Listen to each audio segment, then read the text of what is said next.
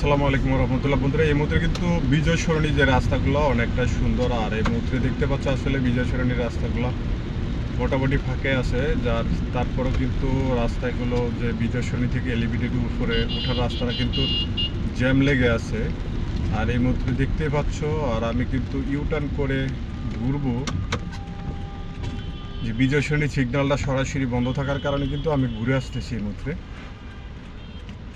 আসলে দেখতে পাচ্ছ ইউটার্নটা মোটামুটি একটু জটলা লেগে আছে, কারণ যেহেতু বিজয় সরণির সিগন্যালটা বন্ধ রাখা হয়েছিল সরাসরি যাওয়ার, যার জন্য কিন্তু এই মুহূর্তে আসলে যারা হঠাৎ করে বিজয় সরণি আসো তেজগাঁও থেকে আসার রাস্তাটা কিন্তু আসলে সরাসরি লেনটা বন্ধ রাখা হয়েছে, যার কারণে সামনে থেকে ইউটার্ন করে ফার্ম গেটে আগে থেকে ইউটার্ন করে যাওয়া লাগতেছে। আর সকাল সকাল দেখো আসলে বাইকগুলা এত বিরক্তিকর করে, যেখানে দেখো আজকে কিন্তু আসলে সকাল সকাল অনেকটা জ্যাম লেগে আছে। আর বিজয় সরণিতে এই মুহূর্তে কিন্তু সিগন্যালে বসে আছি আমি যাব ফার্ম গেটের দিকে, কিন্তু এখানে জ্যাম লাগিয়ে যাওয়ার কারণে কিন্তু আমি ধীরগতিতে আস্তে আস্তে যাচ্ছি।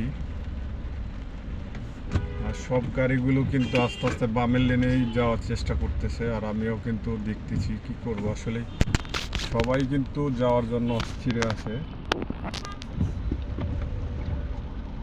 আর একের পরে কিন্তু আসলে মানুষ জানি না কতটুকু নিয়ম কানুন মেনে চলার চেষ্টা করে।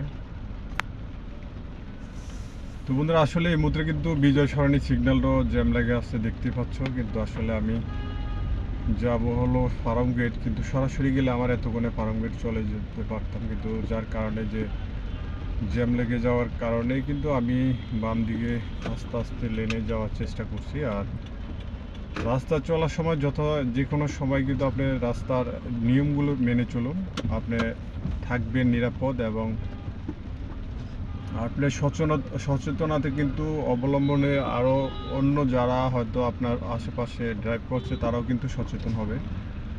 আর এই মুহূর্তে কিন্তু দেখেন আসলে যখন একটা লেন ক্রস করতে হয় কিন্তু তখন ইন্ডিকেটার ব্যবহার করতে হয়, আর অনেকে কিন্তু এই জিনিসগুলো সচরাচর করে না, কিন্তু আজকে বিজয় সরণিতে আমি দেখছি অনেকটাই মোটামুটি অনেকেই কিন্তু ইন্ডিকেটার ব্যবহার করে লেনগুলো পরিবর্তন করার চেষ্টা করছে।